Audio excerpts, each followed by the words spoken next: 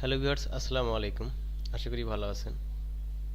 তো আজকে আমি আপনাদেরকে দেখাবো উপরে যে লেখাটা আছে ছবির পিছনে, এই লেখাটা কিভাবে রিমুভ করা যায়।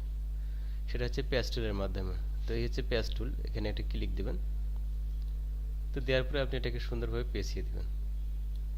পেঁচিয়ে আপনি যে কোথাও অংশটাকে ছেড়ে দেন, আপনি এটাকে টেনে দেন, দেখুন রিমুভ হয়ে গেছে। তো ঠিক সেম ভ্যাকান্সি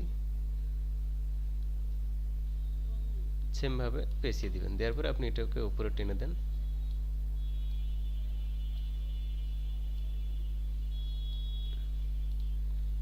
তারপর ছেড়ে দেন, তারপর এটুকু একটু জিক্যাল সমস্যা মানে তারপর এটাকে আলাদাভাবে পেঁচিয়ে দিবেন। দেখুন হয়ে গেছে। ধরুন নেক্সট যে সিলেট লেখাটা, এটাকেও আপনি রিমুভ করে দিবেন, সেটাও সম্ভব।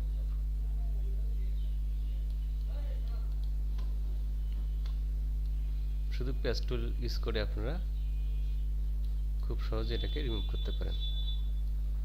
তো জাস্ট এই লেখাটাও,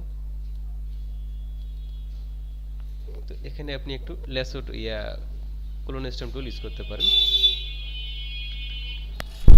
জাস্ট এখানে একটা উপরে ক্লিক করে জাস্ট এখানে একটা ক্লিক করে দিবেন। তারপর ছবিটাকে একটু চকচকা করে দেন।